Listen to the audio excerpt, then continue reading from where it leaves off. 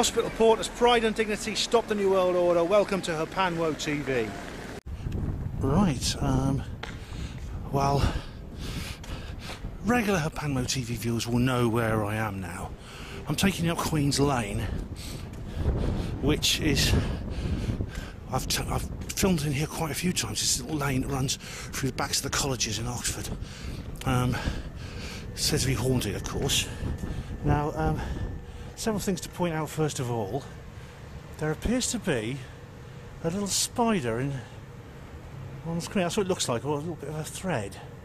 That's what it looks like to me. Can you see it? It's kind of like a... Yeah, is that a spider? No, it's just a little piece of thread, I think. But I've just noticed that. It's not on the outside of the lenses. I've just wiped the lenses and it's not there. No, it's not there. I don't know what it must be inside the camera, which is a bit awkward because I can't really get it out if it's inside the camera. So I think we should have to put up with it for this particular video. I've got some new cameras actually. I've got some great ones that were donated to me actually, and I'm very grateful to the person who donated them. So I start using them because this camera's pretty old. This is my original Hapanwo TV camera that I got in 2008, so it's almost a decade old. It's been in the wars a bit, knocked it over a few times. Now, still working though. I'm walking up Queen's Lane because I'm on my way to the cinema. Now, I've been this way to the cinema before. I've taken you to a few cinemas on these sort of roving film reviews because this is another of those roving film reviews that you see. You can just see the Radcliffe camera through there. That big female sexual symbol there, which I told you earlier on about. Yeah, but the last time I came up here on one of my roving film reviews, I think it was Denial. I was going to go and see the film Denial. I'm going to go and see a film at a different cinema this time. This is one I've not taken you to before. It's the Odeon George Street. Denial was at the Odeon Magdalen Street. And most of the other films I go to see is this cinema that's quite near my home called View Oxford at the Kassam Business Park. So I'm taking you to a new cinema today, one I haven't been in for a while. This is a roving film review, and the film I'm going to see is the most prominent film to come out actually at the present time. And you've probably guessed I'm talking about Star Wars The Last Jedi. Now, I did a written review of Star Wars The Force Awakens, which came out 2 years ago. And I will be saying a bit more about that in a minute. But my relationship to the Star Wars franchise has been quite up and down over the years. I mean, I won't tell you how old I am, but I remember when the first Star Wars movie came out. I actually went to see it at Swansea, because I lived in a little place called Lampeter, which is a tiny little village in West Wales. There was no cinema for miles around. There was a sort of flea pit in Carmarthen, which was a bit closer, but it was a horrible place. So we went all the way to Swansea to watch Star Wars. That was 1977. And I cried because first time we went there, we couldn't get in. And I remember being in the queue with my mum and dad, and one of the staff came out and said, "Sorry, we're full up, you have to come back another time." I cried my little eyes out, I really did. We did go back and see it again, and, well, over the next few years I became hooked as the sequels came out. Empire Strikes Back, Return of the Jedi. As those other films came out, I quickly became a Star Wars addict. Now, I got all little plastic figures and things like that. Do you remember those? Anyone younger than me is going, "Who was he talking about?" They used to have these little plastic figures. I think you still get them, actually. But I'm not into them anymore. Now, there's I watched the prequels. I'll tell you more about the prequels in a minute. The prequels were alright, but they were a bit... See, the prequels were rather lukewarm. They had rather lukewarm reception from Star Wars fans. And by that time, that was 1999 when the first prequel came out, The Phantom Menace. And I was sort of not really into Star Wars very much then. I'm approaching the heart of Oxford there, see. So this is one of my little tourist shots here at Queen's Lane. I haven't seen any ghosts. But there's the Bridge of Sighs. And beyond it is the Sheldonian Theatre and the Bodleian Library. So I went to see the prequels, and, well, I'll say a bit more about those in a minute, actually, when I talk about the Force Awakens, because the Force Awakens was very much better and very much more true to the traditional style of Star Wars than the prequels. Even though they had a different director, J.J. Abrams, he worked to try and preserve the original style. And so when I went to see The Force Awakens 2 years ago, I remember I did find it excellent. I actually went on the Mindset podcast just afterwards, and I said that The Force Awakens is the best Star Wars movie ever. But I'm not sure. You know, I thought a bit about it over the time, and this is very often the case when it comes to cinema. I change my mind with reflection. I think part of the cinematic experience is one of the reasons cinemas are still going. When they're technologically obsolete, I mean, when television was invented, you know, cinema lovers were very worried that cinemas wouldn't survive. And eventually there'd be no cinemas and all films would simply be released onto TV. And of course, that didn't happen, and video, VHS and DVD came along. Still didn't happen. Now we have downloads on iTunes, still got cinemas. So I'm pleased to say the cinema has endured this, because it's something special about the cinema, being in this big room, sharing it with other people, you know, the curtains parting. It's an event, it's a day out. This is why I'm going to see it. So I think I'm a little bit early, actually. I finished work and I've got to, let's have a look. Yeah, I'm a bit early. There's plenty of time. There's there's Chemtrail Central over there. If you remember my film about that. And under my feet, of course, is the Bodleian Library. You see, all this is the Bodleian Library on both sides, and below my feet there's the vaults underneath full of books. And there is the Sheldonian Theatre. The funny heads on there, don't know who they are. No one knows who those heads are, apparently. But one of them looks a little bit, that one there looks a little bit like one of the old porters, I remember. Now, there's I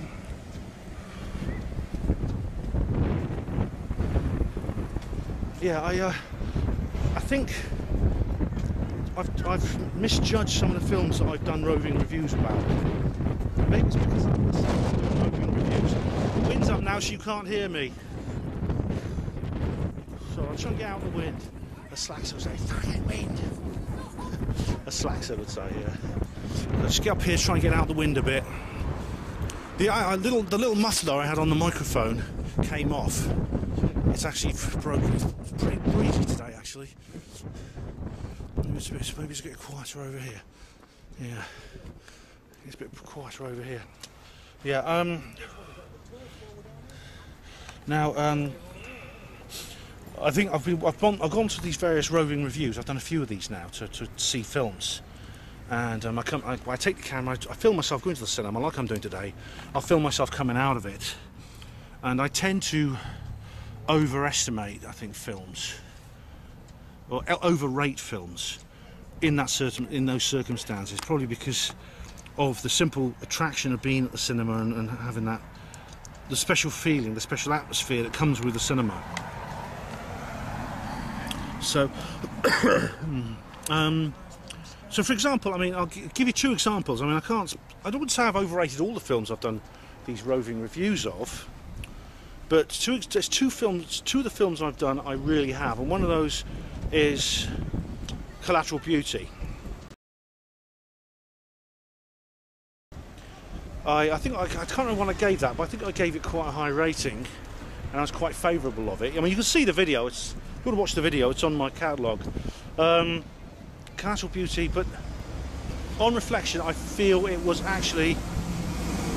wasted opportunity, because it had some good elements to it, which was squandered on what could have been a great film. And it felt like a betrayal, because some people actually said this, because I watched the trailer on YouTube, and some people saying this in the trailer.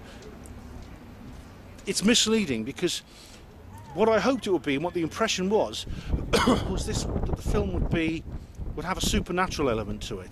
In other words, these figures that the main character, played by Will Smith, the various figures that he meets, the embodiments of his love and his pain and all these various emotions he has that appear as embodiments in front of him, played by various people. Helen Mirren plays one of them, and death, there's love, there's I can't remember the others, but I think there's 3 or 4 of them. The impression was that these were truly etheric entities. They're either supernatural, or there was a question that they might be supernatural elements of his psyche. So that either these were fake, these were supernatural entities, or like Ghost, he was having real supernatural experiences, or he was having hallucinatory experiences. If they'd done that, it would have been a far better film. And the trailer gave the impression that that's what it was. And people were posting underneath, "Don't watch this movie. It's a pile of crap. They've misled us." And if you remember from the film, of course, the various embodiments of the emotions were not supernatural entities. It was a conspiracy concocted by his friends, the man's friends. And as I said at the time, it's windy again. It'll be difficult to get your friends to actually do something like that to you, because it's actually quite a bad thing they were doing. And there's this slight hint at the end they might be supernatural, but it's just so vague, it's almost non-existent and meaningless. So I gave that, I think, if I gave, whatever I gave it, was it 5 or 6 or 7, I'll give it 3 points less, give it 3 or 4 or 5. Now another film I overestimated enormously was Get Out. Now at the time I said it was, I think I said it wasn't bad. On reflection, I think it was bloody awful. Firstly, it was another case of a great idea being wasted on a cruddy storyline and a political polemic. The idea that there's this secret cabal of people who live in the woods and who kidnap others. They kidnap people to do experiments on them and and lobotomise them and stuff. Great idea. Sorry, there's spoilers here. Too bad. The idea that they do that, but then it was spoilt by several things: the shallowness of the whole story, and secondly, the element of left-wing conceptualisation. It was a left-wing conceptual movie, and that was bad. I mean, even in the trailer, you see this poor black man being treated evilly by this white policeman, and of course, the underlying theme of the story is that white people are evil, and it's a shame because there's some good acting in it, and I mean, some of the characters are likeable, like Chris's friend, the guy in the TSA. He's a very likeable, well-acted, funny character. Chris himself is a British actor, a very good British actor. He's the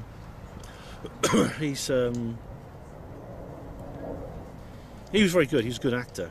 So it's the supporting cast. What's her name? The woman stirring the teacup. What's her bloody name? I can't remember. It'll come to me in a minute. Catherine Keener. She was very good. But it's this notion that basically there's a group of white people who are interested in kidnapping black people off the street and lobotomising them and turning them into slaves. And I mean, it's just the dishonesty of just putting this element, I'm sure I detected this in the film. The dishonesty and underhandedness of deliberately putting that element in the film to try and ensure its success, because unfortunately, as bad as left-wing conceptual fiction is, it's extraordinarily successful because it has the establishment behind it. So basically it's going to get a lot of funding, it's going to get a lot of supporting, it's going to get a good distribution, and what's more, no critic will dare say a bad thing about it. Where's that little piece of thread? I can't get it. I mean, no. What critic's going to say I didn't like that film? You didn't like the film? Racist? Do you see what I mean? It's a very, very dirty trick that the filmmakers are playing, if that's what they're doing. If they were doing that, I don't know that's for certain. If that's not their intention, then I apologise to them. But I honestly think I did detect that in it. It's a very insulting film. And it gives you, white people are evil. Not just bluff old reactionaries like me, but nice middle-class left-wing American intellectuals who there was this famous line in the film where he says, "Oh, Obama he was a great president. I voted for him twice. I wish I could vote for him 3 times and he could carry on being president." I mean, so even nice cuddly white people like that with loads of self-loathing and guilt, and apologise for slavery before they say anything. All right, even they are evil, and they just want to kidnap black people off the streets. It's a sickening film. I really couldn't stand it, and I might give it a couple of points just for some good elements to it, and some of the good acting, and the characterisation in the case of the TSA guy, and so I'd give it maybe 2. But basically it was a lousy film.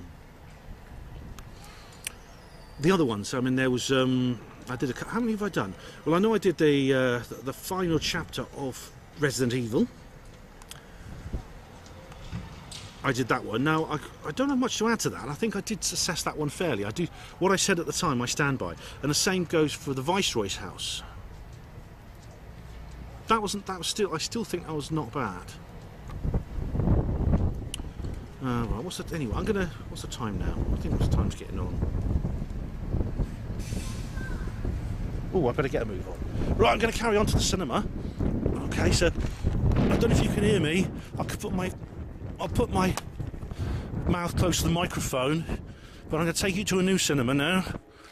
And but just for now, have a look at I'll just give you a little bit of background with my little review of the first film. I'm just going to tell you what I thought of, not the first film, the one that was on 2 years ago, Star Wars Episode 7, The Force Awakens. So I'll just give you a little talk about that, and then we'll have a look at the trailer and I'll talk about the trailer.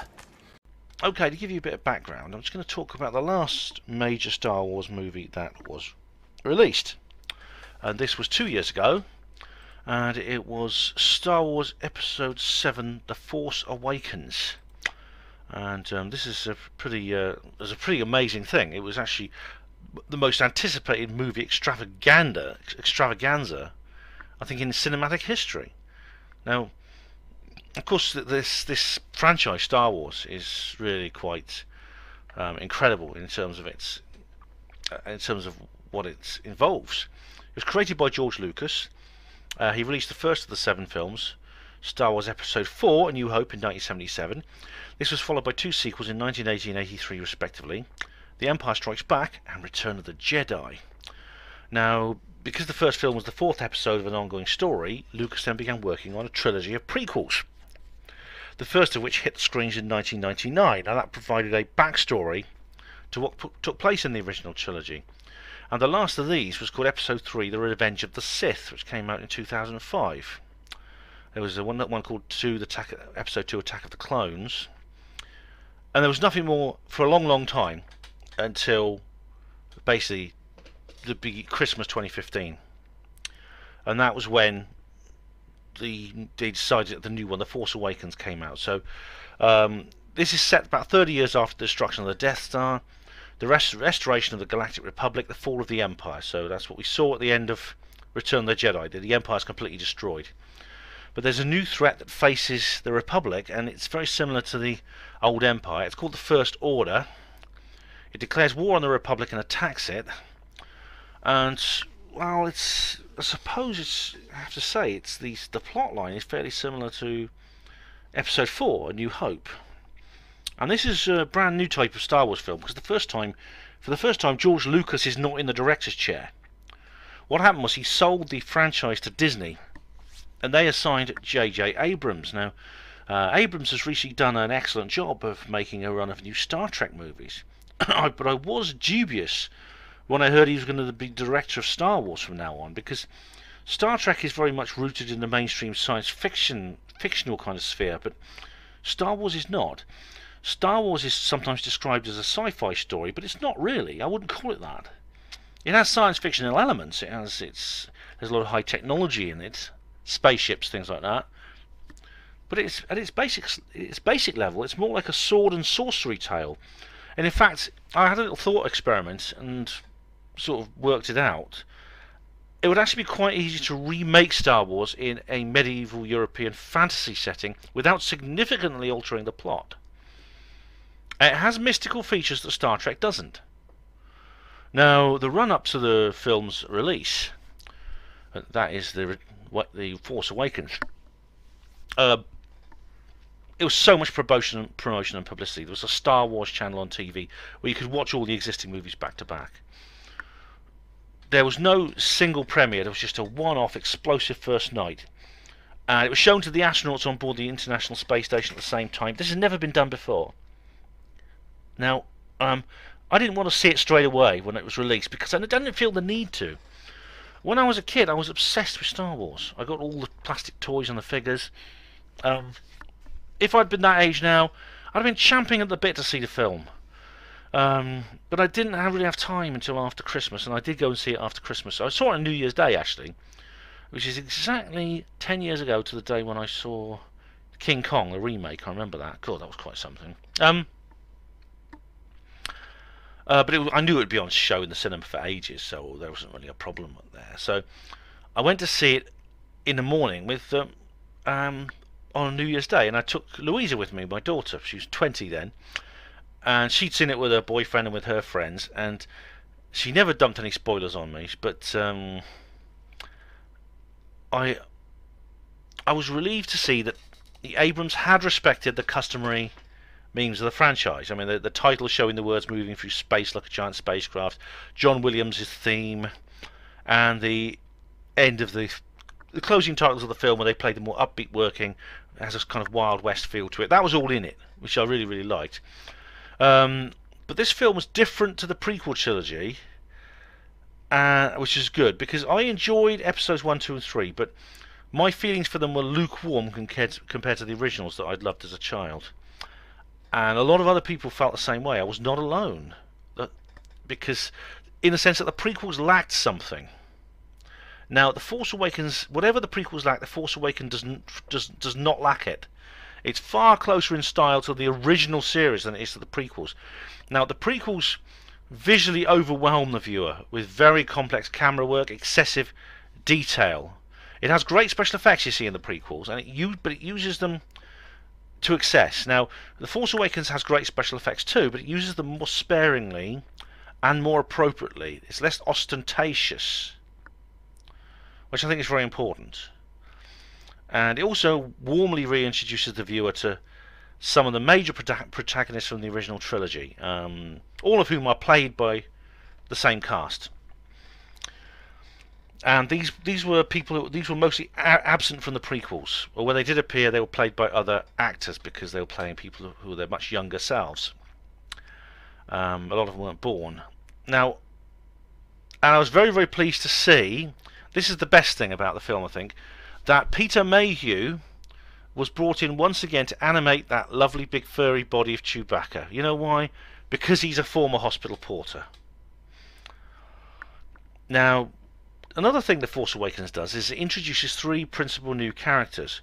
One of them is a young woman called Rey, who lives on the planet Jakku, which is a desert planet. It's a bit like Tatooine.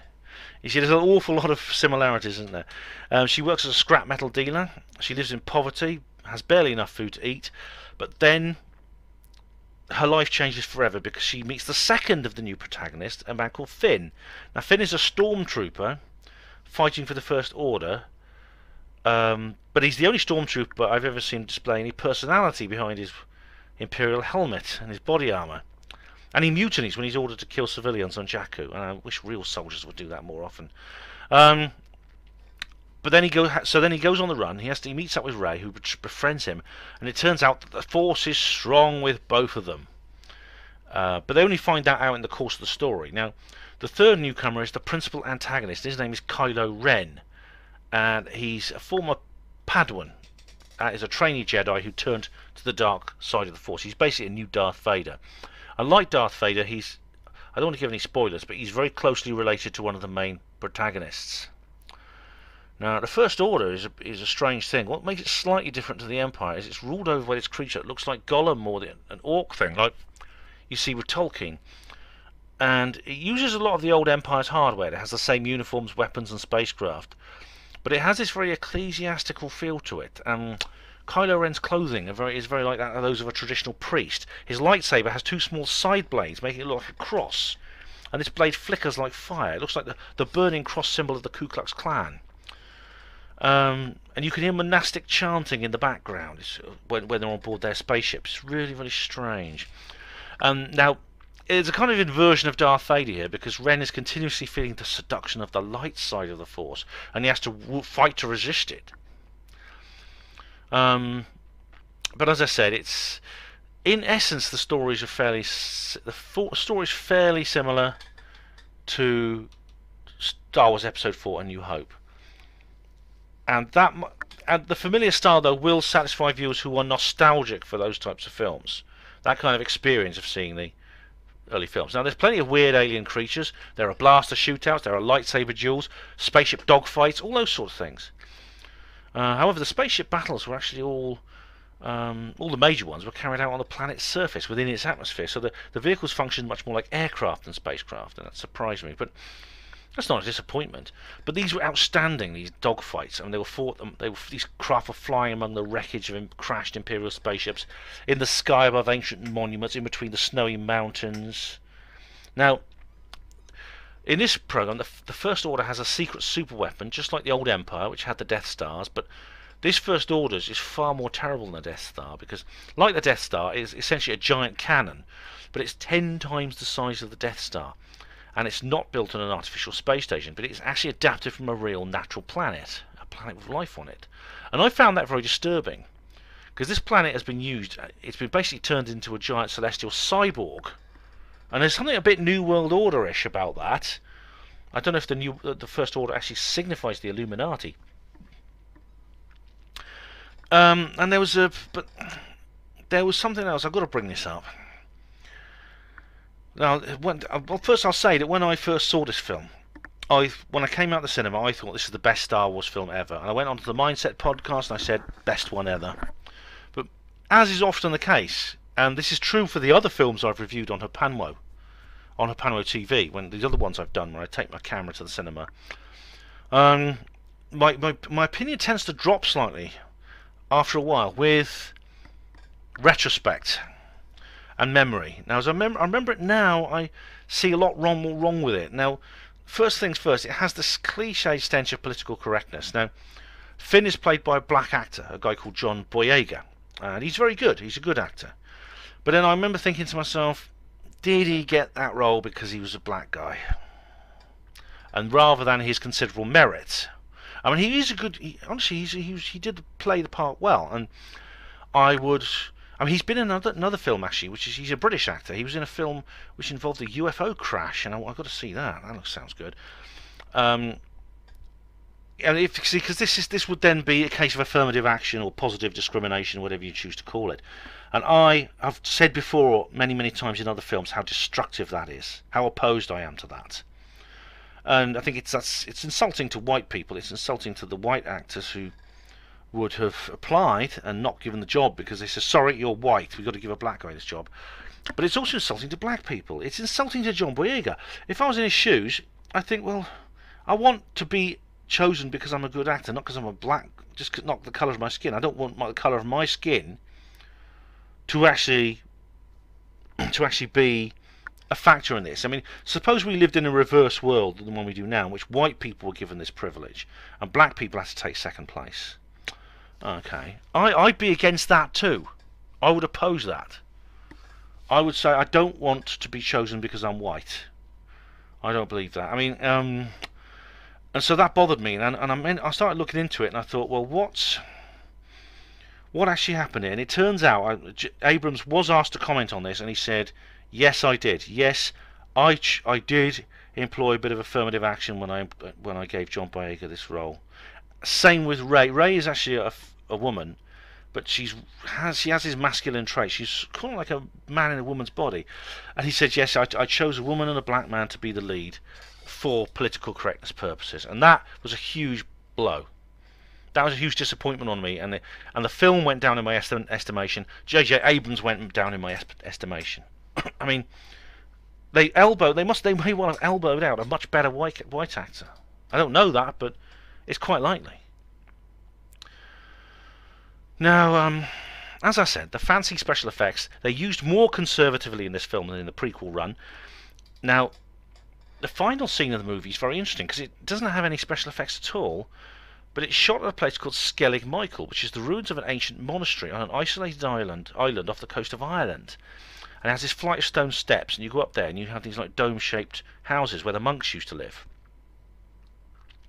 And you see Rey ascending them in this film. It's interesting they used that area because that's an area charged with spiritual energy. I think Michael Desarian's talked about that.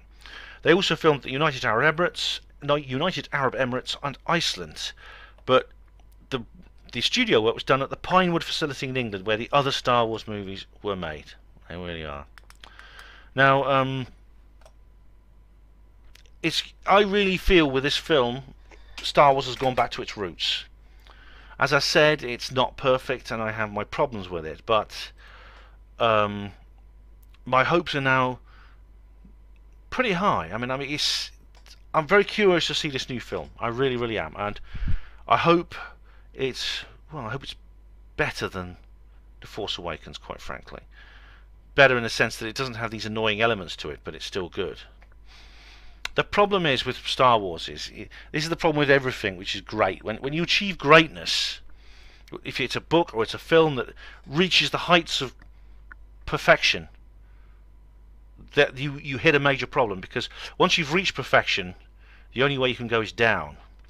You cannot maintaining perfection is impossible, and the fans will demand perfection from you, and you won't be able to deliver it. And that is a problem that has faced the creators of Star Trek, Red Dwarf, and Star Wars, and many, many others. In fact, Doctor Who is another example.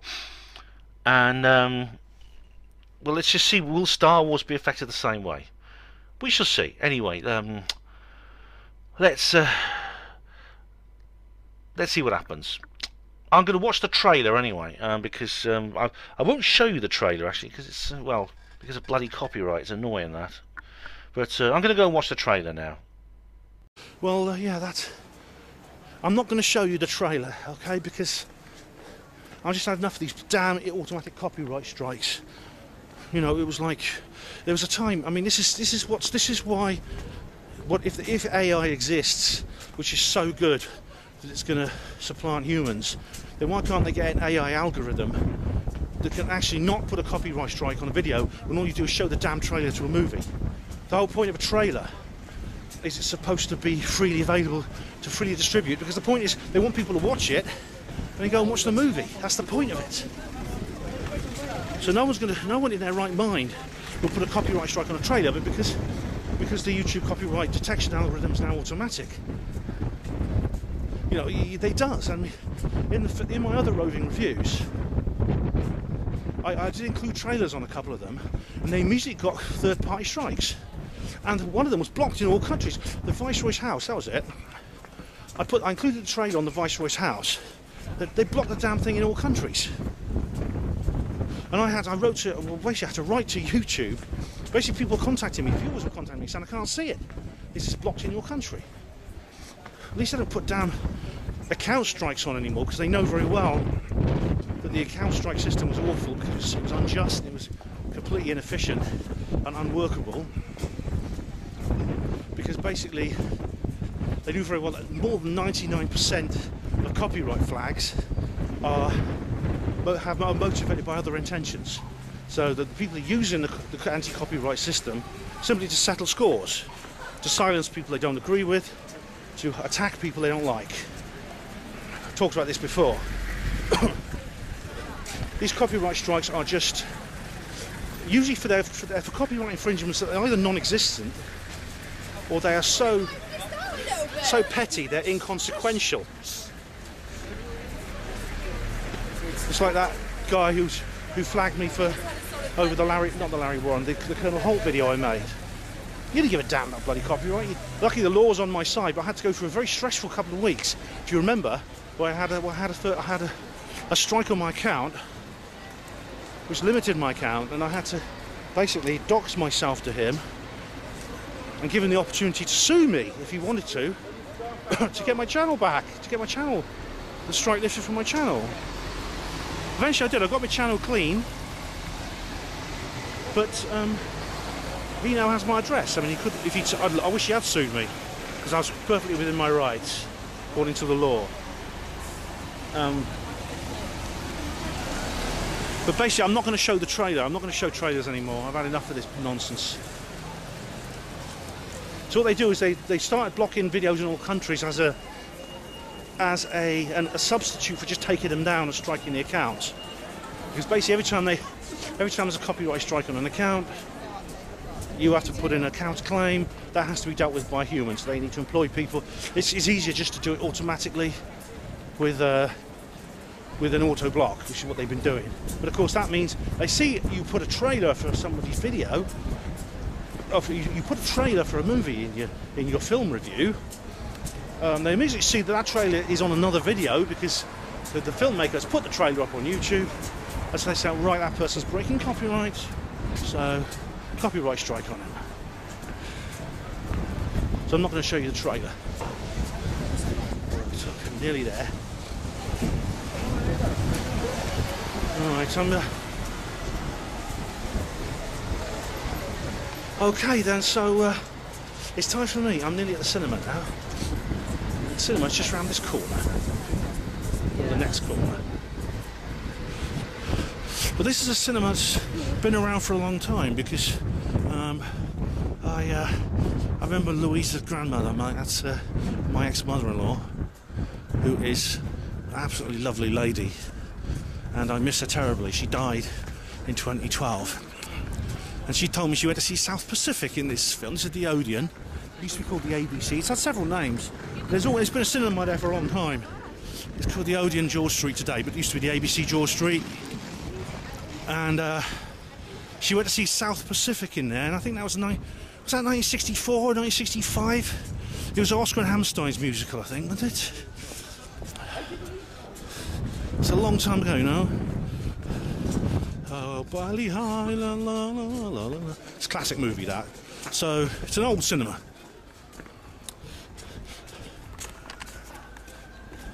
And here I am. So I'm just going to pop in there and see the film. I'll talk to you again when I come out.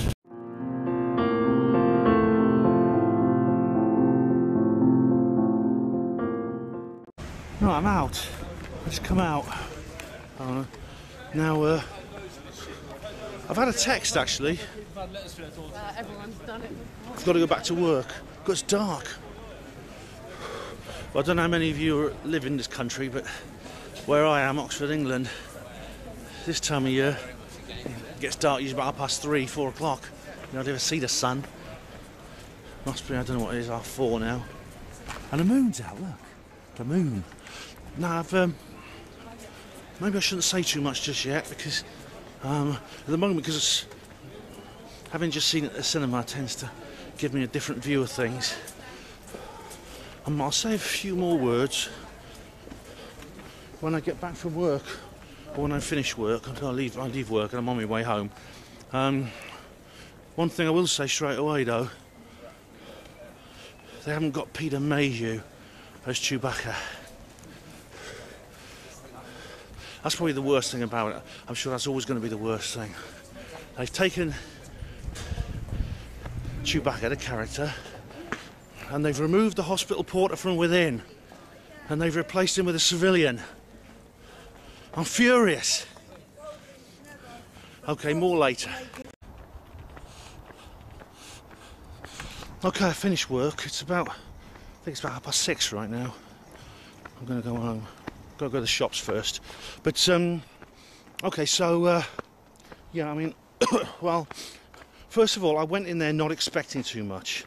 And I think that's an important point when you're talking about Star Wars. And I mean, this applies, I think, because of what I said earlier about how, you know, the problem with achieving greatness is that once you've done it, the only way is down. So if you see a film, you think it's perfection, and you see another film in a series by the same people, and you expect perfection and you never get it. it'll never be the same again, you see. It's one of these things, it's one of these like transient things, a great movie, just like a great book or a great TV series. It has this transience to it. And Slaxer, I think, has noticed this in his reviews of Red Dwarf. If you watch Slaxer's very interesting reviews, episode by episode, of the 12th series of Red Dwarf, I think he's aware of this. Now, Star Wars The Last Jedi was very... I don't know, how do I start? Well, firstly, it wasn't directed by J.J. Abrams, it was directed by someone called Rian Johnson. Sounds like a Welsh name. Maybe it's not pronounced like that, maybe it's pronounced Ryan or something like that, because he's an American guy. But J.J. Abrams produced, but Rian Johnson directed and wrote the script. And, well, as I said, I've just come out, you know, it's just a couple of hours ago, I was watching it in the cinema. So my opinion may change, as it has done before, as I was saying earlier, but I really, really enjoyed it. I think it was definitely the best Star Wars movie ever. Yeah, I know. It was the best Star Wars movie ever, and it was. And in my next movie roving review, I'll probably be telling you how it's a load of crap, and I was wrong. But it had its bad points. I mean, it's obviously the same, as I was saying, the thing that bothered me the most about The Force Awakens, the cultural Marxism, was present in this film, although it was very much more downplayed. It was much less in your face. It was much just rubbed in, and you know, your face wasn't rubbed in it the way it was in The Force Awakens. Finn, the black character, he was far less. He was far less kind of. He was far less, put forward in that sense. Now there's feminism in The Force Awakens, quite considerable feminism. All the senior officers in the Resistance, like the Rebel Alliance. All the senior, in the end they do change their names to the Rebel Alliance again. All the senior officers are women. There's of course Leia, played by the late great Carrie Fisher, and it's really quite poignant to watch because she died of course in 2016 at the age of 60. Well, scumfucks like Henry Kissinger still walk the earth at 94. You see all these people, you had Keith Chegwin died the other day. All these people have to do is be evil, and I think how much longer they'll live. But Carrie Fisher went and joined Prince and Michael Jackson and David Bowie and all those other people in the part of heaven wherever people, young, dying, good people go. And so she was in it, and it was very good. It's quite poignant to watch that. There was a little tribute clip at her at the end, a little tribute slide of her, and then a film was dedicated to her. But then there was this other woman called Vice Admiral somebody or other who was just really sort of bossy and belligerent, and obviously there's feminism there. She bossed lots of scenes of her snapping her fingers and bossing men around. I think she's very different from Mon Mothma. I mean, they've had female leaders before. They had Mon Mothma in the first Star Wars, who made appearances elsewhere. She was a female leader, but she was far less a woman leader, and she's far more a woman leader. Do you understand the difference between a woman leader and a woman leader? There's a difference. So basically this was a woman leader. So there was that. But really, apart from that, I mean, it was far less culturally Marxist than The Force Awakens. Far less. I'm going to have to put the night list shot on, because I don't think you can see me. You can see me now, can't you? Yeah, then there was, there was a couple of really good elements to it. And I really don't want to put spoilers in, because I mean, I've been avoiding all the reviews, like I always do when I watch a film. I've been avoiding all the reviews, especially those in the alternative media. I haven't watched Sargon's review of it yet. Yeah, or Sargon of Akkad, he's done a little shot about it. I haven't watched it. I haven't watched Stephen Molyneux, The Truth About Star Wars: The Last Jedi. I haven't watched that. I've been wanting to be... I want my mind to be a complete tabula rasa, opened and uncleaned and unsullied by others' opinions, so I can make my own mind up. So that's what I've done. And it was superb. I mean, well, what's the best thing? The best thing about it was Luke Skywalker comes back. Now, he appears briefly in the last scene of Force Awakens. You see him, because he appears. Now, I got it wrong when I was saying that Rey was his daughter. I mean, that's not true.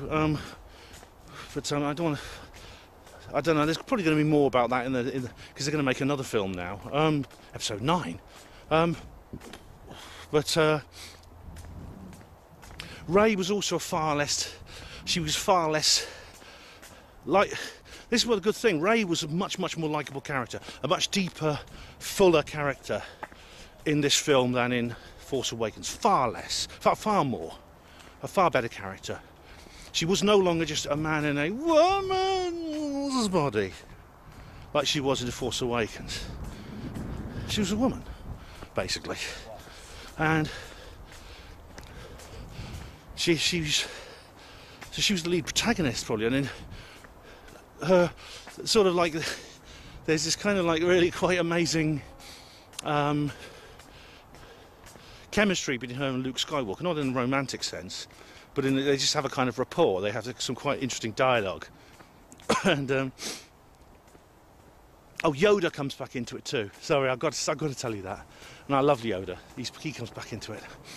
But what's really good is she has psychic connections with Kylo Ren, who, as you know, I'm assuming you've watched Part 7, Force Awakens.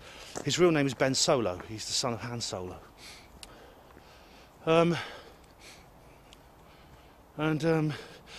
The special effects, again, as with Force Awakens, they're not overly done. They're used appropriately as and when necessary. They're not just put in for the sake of it, just to confuse you and sort of like befuddle your eye, as in the prequel trilogy. They're used sparingly. I mean, they've really learnt that lesson with the slight balls up in that respect of the prequels. As I said, there's a far more natural kind of like to and fro between the characters, between Finn and the other characters. I mean, there's a couple of new characters are brought in. A young woman called Rose, and there's a very interesting person who's played by Andy Serkis, who's best known as an animator model for creatures such as Gollum in Lord of the Rings, and also he's in King Kong, the remake of King Kong. He animated the computer model for King Kong. He was the model animated. That King Kong remake by Peter Jackson is fantastic. It's fantastic. I saw it 10 years ago to the day before I saw Force Awakens at the same cinema. Absolutely fantastic. I cried my bloody eyes out. I mean, the first, it's very rare that a remake improves on the original. This one did. It was respectful to the original, and it was better. So I'm digressing. So it's Andy Serkis. Now, the character he plays is very interesting, because he is kind of like the opportunist, the amoral opportunist. It's all dark here. I can't find my way. I'm in a park. Oh, I think this is the gate. Oh, looks different at night. Now he's kind of the. I'm trying to got to get through to Iffley Road to the co-op. Yeah, he's kind of what's. He is the kind of like. Yeah, he's a moralist, an opportunist. He's a materialist. He's a man without any principles. So, in that way, it's. Well, the others, of course, have given up everything to fight for their cause against the First Order. The others, of course, are ethical freedom fighters. I mean, they've risked their lives. They've given their lives. They stood up for what they believe is a principle. This guy, Serkis' character, is just so. He just says, well, he just basically goes with whoever pays him the most. Now, they're on this planet which is basically a huge casino, and a hint of the military-industrial complex type things, because it turns out that they sell weapons. There's people there who sell weapons to both sides, and it turns out he's one of them. They bring him just because he's a code breaker. He can break into computers and hack computers and things like that. But it turns out he'll just go with whoever pays him the most. And what's interesting is he starts off on one side and then switches to the other. I won't say which one's which because that would spoil it. But he doesn't do it out of principle. He does it because the other side offer him a better deal. He's rather like, I mean, he's not as charismatic or as interesting or as deep, but he's a much more minor character. But he's rather like Avon in that respect in Blake 7. Avon, of course, was the amoral opportunist materialist. Blake was like the freedom-fighting idealist. And it's interesting that they bring that into the film. Did I tell you that Ray has this kind of psychic contact with Ben Solo? Yeah, that is very interesting. Because there's this thing where, as I said in my review of The Force Awakens, this guy Ben Solo, Kylo Ren as he's known, is a very, very ambiguous character he's basically the Sith Lord. He's the last Sith Lord. He's sort of like the protege of Darth Vader, even though he's Han Solo's son. He sees Darth Vader more as his father, and he keeps Vader's helmet as a kind of on a kind of shrine. Yet he has this light side that keeps trying to break through. It's like he has this conflict within him. I could feel the conflict within you. So this is one of these things that people say. Ray says to him, and the First Order is led by this creature that looks very much like Anthony Hopkins, but a more sort of exaggerated caricature of Anthony Hopkins. I don't think it's played by Anthony Hopkins. I'll check later when I see. What I'll do is, when I get home, I'll look it up on IMDb, and we'll go through a few of those things about who did who and what did what, and who played who and who didn't play who. Yeah, Kylo Ren's they say he has this very, very. He comes out much more in this film than the last one. Basically, the characterisation is much better in this film than in Force Awakens. There's much less I mean, there are some great space battles. I mean, the action's there. I mean, if anything, the action is probably faster paced than the original. So faster paced than Force Awakens, but it's that's some great space battles and some fantastic lightsaber duels. Brilliant lightsaber fights. Really, I mean, I've not seen lightsaber fights that good. The last great lightsaber fights were there were a couple in the prequels that were really good, and these are probably the best one. I mean, there's one particular one where there's this battle between Rey and Ren and the Imperial Guards, or the First Order Guards, and it's superb. It's superb. There's a lot of suspense, there's a lot of, oh my god, will they do it? And, oh, you know, there's a lot of cliffhangers. I mean, well, if you stopped watching at a particular time, it would be a cliffhanger. A lot of those. I can't think of anything more to say right now, and I'm almost at the shops. So, what I'll do is I'll get home, look it up on IMDb. And obviously, like, in 3 months' time, I might change my mind, but that's just how I'm seeing the film after first impressions. Okay, one thing I won't change my mind about is Peter Mayhew, taking Peter Mayhew out, not casting him as Chewbacca. That is unforgivable. I knew this would happen. I've got a little bit more to add before we go to the IMDb. There's one thing I do want to tell you about, which is sort of a spoiler, but it's so good, and it's one of the best things in the film, actually. It's something that happened right at the end. It's actually the last scene of the entire film, and it almost gave me a Boudica moment. And what it is there's this casino planet. You have to watch the entire film to understand. I'm not going to spoil it by telling you any more than that. But there's these little children who are just slaves, and they were sweeping the floor. And when the boss isn't looking, they tell stories about the great Jedi Master Luke Skywalker and things like that, and about the rebellion. And then the boss creature comes in, this big oink, this big green-skinned slobbering oink, comes in and says, something in one of the alien languages. This bit's not subtitles, but they're speaking in an alien language. Tells him basically to get back to work. So he picks up his broom and he carries on sweeping. But then he looks up at the sky and he sees like a flash of light, which is a rebel spaceship flying overhead. And he looks up and he smiles, and he's got this ring on his finger, which is a symbol of the rebellion. And yeah, that was good. There's several other things in the film a bit like that, which really drove me to the edge of a Boudica moment, but not quite over the line, I'm pleased to say. Otherwise I'd have completely forgotten about the rest of the film. But yeah, I wanted to mention that bit. That was very good indeed. Wow, gee whiz.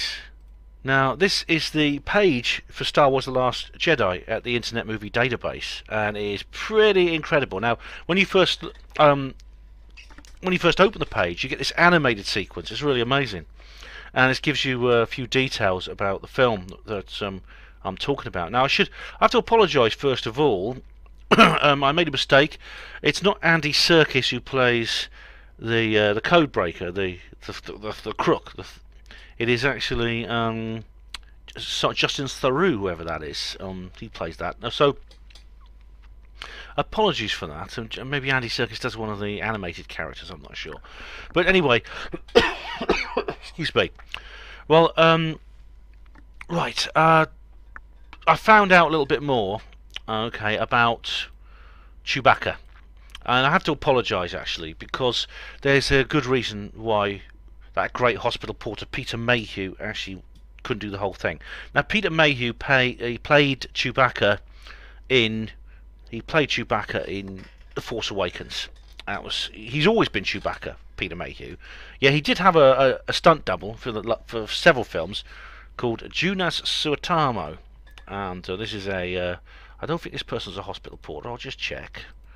It's a Finnish person who is a basketball player. Right, he's not... okay, so he's not a hospital porter. Let's have a look. Basketball career. Nope, he's not a hospital porter. That's a shame, but then nobody's perfect. So yeah, he actually took over, because what happened was Peter Mayhew had some problems. He had a problem with his knee. He had some back pain as well, but he is credited in the film because he does start off by playing Chewbacca in the film, but he has to drop out, I think in pre-production, by the look of things. But he is credited in the film as Chewbacca consultant, so they have kept on Peter Mayhew as Chewbacca consultant. That's good. Peter Mayhew's a huge guy. He's 7'3". When he was at Guy's Hospital, actually, they couldn't get a uniform to fit him, and they had to bring in a special set of theatre scrubs for him to wear. There was a guy called David Bryan, actually, at the John Radcliffe. He was very tall. He wasn't as tall as Peter Mayhew, but he was like at least 6'7", 6'8". He had to wear theatre scrubs because they couldn't get a uniform in his size. And he's written a book, actually, about being very tall, Peter Mayhew. He tends to sort of go... You can always see him because he goes to the various conventions and things like that. That's how he spends most of his life nowadays. Yeah, who else is in this? Well, there's a few. There's Commander Darcy or Commander Dacey, and there's Adrian Edmondson's in it. My God, does he? I never noticed him. Well, I mean, this is the Imperial officers who are all men, and they all have English accents. And now, this is people often complain about Star Wars. I mean, because Star Wars is actually a British and American film. It has a mixed. It's often thought of as a American film. In American cinema, you tend to get villains who speak with English accents. This is often the case. There's many examples I could think of. But in Star Wars, there was a bit of... Well, it wasn't a complaint really, but people did note that in the first trilogy, certainly the Empires, they had people like Peter Cushing in it, and who were British and had English accents. Yet the rebels tended to have American accents, and this may be something to do with American history, and it may hark back to the Revolution of 1776, as Alex Jones calls it, 1776. It may have something to do with that. I don't know. But that you often find that in American films. Now, this is you see this again. I mean, all the imperial officers have have these posh English accents, you know, and then they're speaking. And a lot of the rebels are American, have American accents. But there are exceptions. There are some of the rebels who have English accents, and I did hear some American twangs among the more junior cast on the imperial side. People who have just maybe one-off speeches and things like just one-off lines and things like that. I didn't recognise Adrian Edmondson. Adrian Edmondson's a comedian he's the kind of other half of Rick Mayall, and did a lot of brilliant comedy with Rick Mayall, like the TV series Bottom, for example, the Young Ones, etc. Now it's a really because you see, of course, no one is actually speaking English in the setting. Now, in the setting, there's a language called Galactic Basic, which is you see it written down. It has a strange script, which you see it in text. And whenever you hear someone speaking English in the film, it's simply them speaking Galactic Basic in the story. The only time you do have others, you do have other languages in Star Wars. I mean, Star Wars has, rather in the same way, rather like Star Trek, Star Wars has worked very hard on making things authentic with alien languages. This is what you see in. I think it's very, very important. Actually, you see, as I say, Star Wars has done a good job with this. They created an entire lexicon in the various languages, such as Klingon, for example. And of course, J.R. Tolkien in Lord of the Rings, he created his own imaginary world in such detail that he created, I think, 2 or 3 complete constructed languages for the stories, which some people speak. You know, there's about 35 fluent Klingon speakers in the world. I wrote an article actually about a guy who brought his son up to speak Klingon when he was a baby. So that Galactic Basic is the language they're speaking, and when they have other languages, and they are usually subtitled. Now, let's have a look. Andy Serkis plays Supreme Leader Snoke. Now, this is the person who looks a bit like Anthony Hopkins, this strange creature with a scar on his face and rather misshapen features. He looks rather like Anthony Hopkins, especially as he appears in the film Hannibal and also the Silence of the Lambs. Because he plays this anti-hero in those films, this evil serial killer. Now, you'll be glad to know that Yoda, the person who does the voice of Yoda is Frank Oz. The person who does the voice of C-3PO is Anthony Daniels. So they have this continuity by bringing in these old cast members, which is nice. Which is very, very nice. So it's really, really good. So it has its good sides, that's what I'm saying.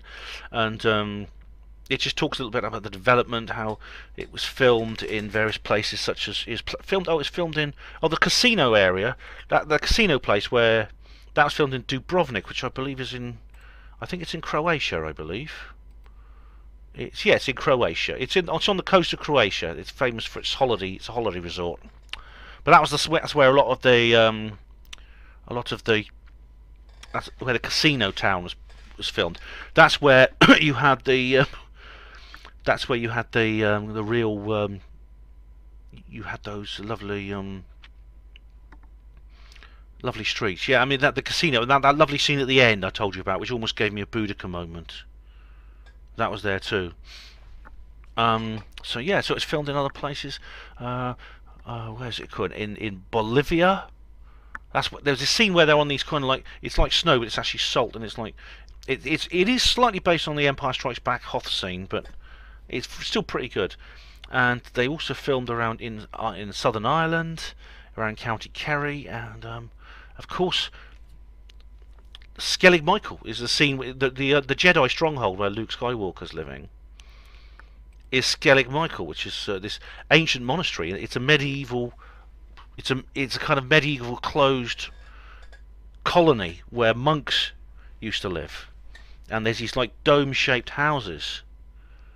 It's on this island off the coast of County Kerry in Ireland, and it's these like dome-shaped dry stone beehive-like houses. It's really, really strange thing to look at. Very odd, spooky, and it's perfect actually as a Jedi stronghold actually. But it's uninhabited. It's been uninhabited for centuries. I think it was like, I don't know when it was actually. When was it actually a monastery? I'll just have a quick look. The monastic. The exact date of the foundation is not known. 6th century, believed by St. Fionan in the 6th century. So it's been uninhabited since the 13th century. So, but the ruins are still there and they're pretty amazing. Yeah. So, yeah, it's a pretty good one. Yeah. But anyway, that's a few more bit of trivia about the film. I do hope you'll go and see it. But now I think let's have a look at the reviews. I think that's the next step. Right, let's start with Rotten Tomatoes, which is a specialist film review website, and it's given it 91%, which is pretty much. This is pretty, and it says here, critics' consensus: Star Wars: The Last Jedi honours the saga's rich legacy while adding some surprising twists and delivering all the emotion-rich action fans could hope for. Well, that's pretty good. That's pretty complimentary there. Let's see what the Metro has to say. I usually quite like their film reviews. Star Wars: The Last Jedi, bigger, richer, and the best since Empire Strikes Back. Empire Strikes Back is often considered the best by most fans. So here you go. Star Wars: The Last Jedi. It builds upon tradition while injecting fresh life into the Force. Yeah, the J.J. Abrams franchise resuscitator, The Force Awakens, was a crucial pivot back to Star Wars fundamentals, realigning priorities to character over special effects after the prequel trilogy. I quite agree. Yeah. So I'm using my own voice actually, so I'll try to make it clear when I'm speaking and when I'm reading. But yeah, because I don't want to give it a special accent to the Metro reviewer. But basically, that is actually true. This is the point I've made. That they're more conservative in the use of special effects. It's more like the original trilogy, and the style as well. This is very a new cast of spunky hopefuls between old memories of Princess Leia, Han Solo, and Luke Skywalker. Well, Han Solo wasn't in it. For its successes, I think it's just going over the previous film. The Force Awakens, for its successes, felt like someone reopening the toy box. Yes, it is a bit like that. Therefore, it falls upon The Last Jedi's shoulders to prove Star Wars has modern blockbuster merit beyond nostalgic tickles. Luckily, the director Rian Johnson's confident, thrilling outing digs deep into the highlights of its predecessor while fleshing out the universe with fresh ideas which give a trip to a galaxy far, far away an identity all of its own. It picks up it just gives a brief summary of the plot, and it's like it's funny because there's like little creatures, there's like little sweet creatures, like there's these little small flying beasts which were on the island where Luke was staying, the Jedi stronghold, which is interesting because puffins are often the native seabirds they get on that island is puffins, and these creatures are rather like puffins. They're short-winged, squat little flying creatures, but they're quite cute, and Chewbacca makes friends with loads of them. Porgs they're called, and there's these on the salt flat planet. There's all these like little white doggy-like things. There's these big white dogs with big ears too. I don't know what they are, but yeah, it's quite. It just talks about it just gives it says here that Adam Driver is the standout. That's the actor who plays Kylo Ren, and he is good, turning Kylo Ren into a complex layered villain merely teased with at The Force Awakens. That's what I thought as well. The relationship between Rey and Kylo Ren takes centre stage with surprising new twists. Yeah, I did like that too. Yeah, Mark Hamill's return as Luke Skywalker is handled superbly. That's true. So yeah, it's a touching scene with Carrie Fisher. Yeah, the scene with Carrie Fisher is interesting. Is where she's. I'm sorry to give you a spoiler, but we think there's a moment when we think she's dead because she gets sucked out into space after this. There's this bomb attack on the ship, and for some reason the control room on these spaceships is always right on the hull, on the edge of on the surface of the hull where they have big windows. While on a real spaceship, it would be deep within the craft, especially on a military spaceship. So the windows are broken and she just gets sucked out. Yeah, but still, that's a good review. So thanks to the Metro for that. And now we have to move on to the Tory graph. Now then, what do we see here at the Telegraph? Star Wars: The Last Jedi review, thrilling and genuinely startling. Director Ryan Johnson, cast Mark Hamill, and all these other things. We are what they grow beyond. One old timer observes to another in Star Wars The Last Jedi, as they watch a symbol of their shared past go up in smoke. The twosome, the grizzled Luke Skywalker. He is actually. Luke Skywalker looks really rough, actually. I mean, in this film, he looks like Ben Kenobi. He's a lot older, obviously, and he has this big grey beard. And obviously that's what happens because this is set many years later. But he looks, even for a man of his age, he looks really weather-beaten and sort of like harsh. He's wearing this dirty old scruffy cowl. It says here, watching the torch being carried forward is the true burden of all masters. Luke's companion continues. And if George Lucas was ever to watch the biggest cinema entry changing series he created, the line might strike a plaintive chord. Hang on. I'm not allowed to read the rest of the article unless I register. Oh, bloody heck. To continue reading this logic. Oh, I can't. Hang on a minute. Let me just pause. Alright, I'm trying to sign in with Facebook and it's not letting me. But it generally, I'll tell you what, it looks as if the Telegraph are very, very keen on this particular film. They do like it. So again, it gets another glowing review from the Daily Telegraph. Now, I wonder what the good old Frankfurt School Journal will say. Let's have a look. Oh, it's a little bit different here. Oh, the Guardian.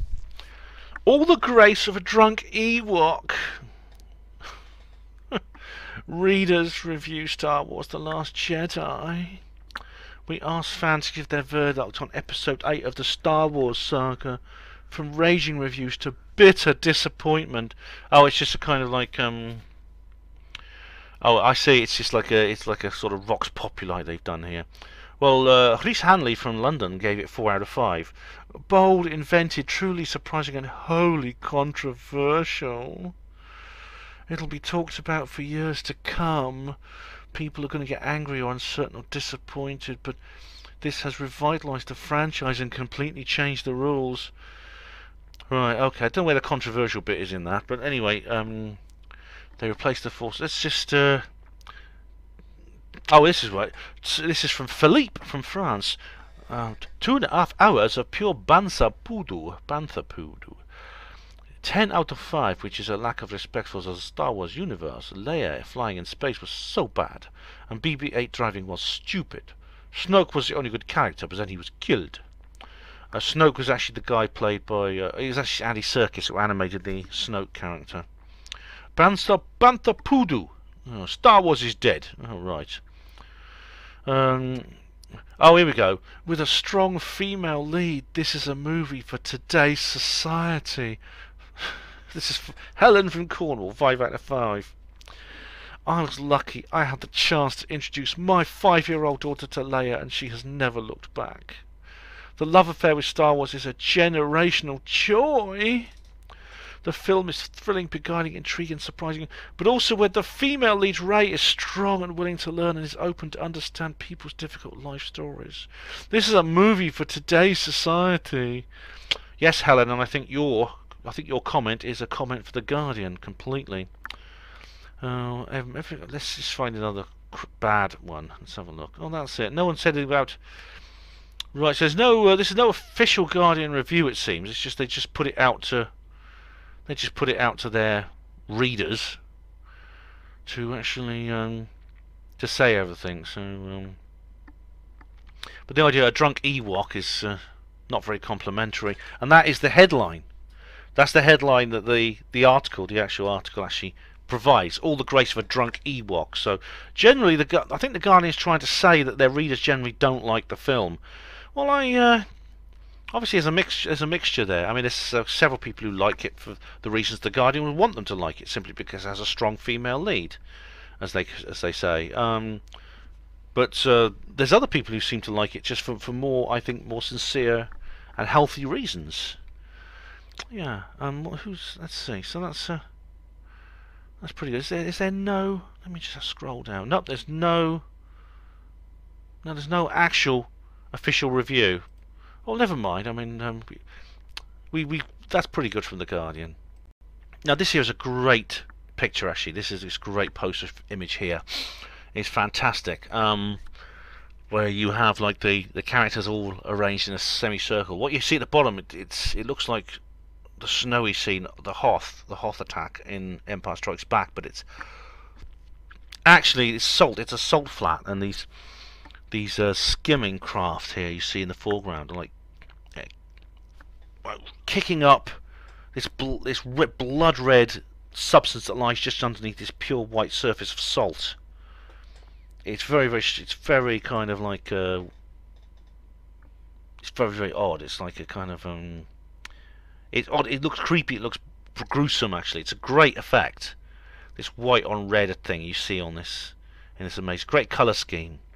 And there's this really dramatic scene where Luke Skywalker, there you can see him dark with his hood at the back, where he appears, and it's like there's this really dramatic scene, which is really great. So, I mean, I have a few problems with it simply on the logical level. I mean, for example, sorry, this is going to be a major spoiler, but it turns out he is a psychic projection. He's appearing only in his sort of Force Ghost body, because he dies at the end. He dies after that. Well, you know, like all the Jedi, all the great Jedi Masters, when he dies, his body disappears. You see this with Obi-Wan Kenobi in the first film, and with Yoda in the Return of the Jedi, and the same happens to Luke. But during this incident where he appears, he is a Force Ghost. He is this psychic projection of himself. He's still back on his island, and he's projecting himself psychically. So when all the weapons are attacking him, all the laser beams and stuff are shooting down on him, when he comes out of it, smiles and just brushes his jacket in mockingness. Then he has a lightsaber fight with Kylo Ren, and it's like, then suddenly he's like solid again, and he has a lightsaber, and it just doesn't make sense. So that's a bit of a contradiction there, because he appears solid and he's not. I don't know. Maybe there's some plot device to get out of it, but minor niggle there. Even though, and I have to really prepare, I have to prepare you really in a way for this. It is pretty grim. I mean, I suppose The Empire Strikes Back is pretty grim, and hence the title really gives away the plot, doesn't it? Empire Strikes Back, and well, this is sort of similar. I mean, The Last Jedi is quite a depressing title. It is a little bit on the melancholy side, this film, because basically almost everyone gets killed. I mean, the central scenario of the film is basically a big space battle in which the rebels just get annihilated. I mean, they through enormous courage and amazing resourcefulness and lateral thinking, they save themselves to fight another day. But it's just really quite dismal. Just on one level, if that, just to prepare you. But of course, there's that scene at the end, the one which almost gave me a Boudica moment. That, I think, makes up for it. It really does. Even that tiny little scene, it's barely a minute long. It really makes up for it. Quite something. Anyway, this has been another film review. I'm going to do some more of these, actually, probably, because there'll be some more films I want to see in 2018. But I mean, I had to do Star Wars. I had to do the new Star Wars, didn't I? I mean, it's just once I start doing these roving film reviews, which I only did this year, I only started doing this year, quite strangely. That's it. I had to carry on doing them, so there'll be more to come. But I'm glad I went to see this. I really am. Generally, very good. Obviously, I might change my mind with reflection, but the issues I had, the downsides of The Force Awakens, are not present in this film. I really don't have much criticism of it compared to The Force Awakens. And I mean, maybe I'm not saying that the makers of this film actually listened to me when I reviewed The Force Awakens, but I think I wasn't the only one who was irritated by some of the elements in Force Awakens, and perhaps they decided to just tone it down a bit in The Last Jedi, and stop preaching to us on matters of politics and social issues, and just do what they used to do, make a great story.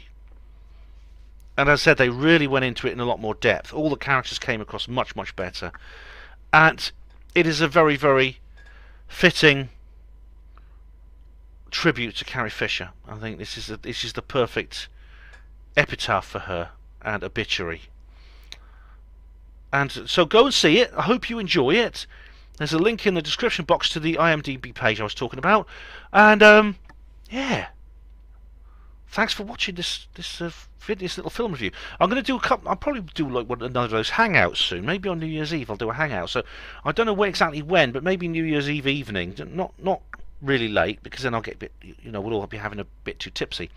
But I might do like a little hangout on New Year's Eve. So keep an eye on YouTube, and if I'm there, it'll probably be sort of like in the mid-evening if I do one.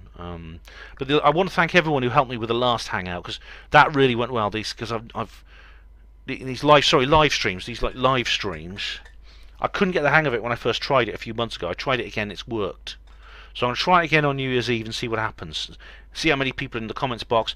But I will like do maybe a review of the year or something like that. But until then, thank you for watching Her Panwo TV.